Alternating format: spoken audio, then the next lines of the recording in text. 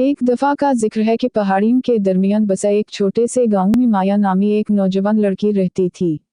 वो एक गरीब घराने से ताल्लुक रखती थी जो अपना पेट भरने के लिए जिद्दोजहद कर रही थी। माया के वालिद एक किसान के तौर पर चिलचिलाती धूप में खेतों में अनथक मेहनत करते थे, जबकि उसकी मां गांव के अमीर खानदानों के लिए कपड़े सिलाई करने के लिए सिलाई का काम करती थी। मुश्किलात के बावजूद माया एक पूरा उम्मीद और परज़म लड़की थी। वो एक मेहरबान दिल और मतजस्सुस ज़हन की मालिक थी जो हमेशा सीखने के लिए बेचैन रहती थी। माया को अक्सर गांव की लाइब्रेरी से ली गई किताबों में सुकून मिलता था, जहां वो अपने आप को एडवेंचर और जादू की कहानियों में खो देती थी। इन कहानियों ने उसे एक मुख्तलिफ दुनिया का ख्वाब बनाया जहाँ मौक़े बहुत ज्यादा थे और गुर्बत माजी की बात थी। एक दिन गांव में खबर पहुंची कि करीबी शहर का एक नामवर आलम एक गैर मामूली तालिब इल्म को स्कॉलरशिप की पेशकश कर रहा है ताकि वो शहर में आला तालीम हासिल कर सके। इस मौका ने माया के दिल में उम्मीद की किरण जगाई। उसने शहर की मुमताज यूनिवर्सिटी में दाखिला लेने का ख्वाब देखा, जहां वो सीख सके और न सिर्फ अपनी जिंदगी बल्कि अपनी कम्युनिटी में भी तब्दीली ला सके।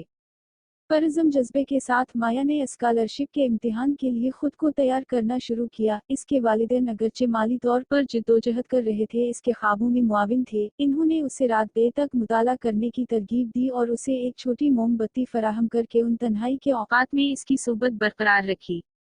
महीनों ने बेख्वाबी की रातों और अटल लगन के साथ हैरान भरी। आखिर इम्तिहान का दिन आ पहुंचा। माया ने इम्तिहान हाल में कदम रखा। इसके अंदर के आसाब बलबला रहे थे, लेकिन इसका अज़्म साबित कदम रहा। दिन हफ्तों में और हफ्ते महीनों में बदल गए, क्योंकि माया को स्कॉलरशिप के इम्तिहान के नतीजे का बेचैनी से इंतजार था। आखिरकार उसके नाम एक खत आया। कांपते हाथों से उसने आंखें खोलकर जल्दी से अल्फाज को स्कैन किया। खत पढ़ते ही माया के चेहरे पर खुशी के आंसू छलक पड़े। वो स्कॉलरशिप के वसूल कुनिंदा के तौर पर मुंतखब किया गया था। ये न सिर्फ माया के लिए बल्कि उसके खानदान के लिए भी एक फातिहाना लम्हा था, जिसने उसके ख्वाबों को सहारा देने के लिए बहुत कुर्बानियां दी थी। स्कॉलरशिप के साथ माया की जिंदगी बदल गई। उसने अपने रोते हुए वालिदैन को अलविदा कहते हुए अपना गांव छोड़ा और हलचल मचाने वाले शहर में कदम रखा। दुनिया उसके लिए मुकम्मल तौर पर मुख्तलिफ लग रही थी, जिसके मौक़े और इम्कानात तलाश किए जाने के मुंतज़िर थे।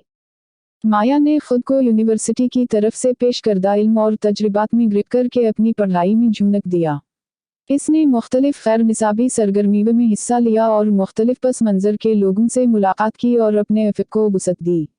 जैसा कि इसने सीखा और बड़ा हुआ, माया अपनी आजिज़ाना शुरुआत को कभी नहीं भूली।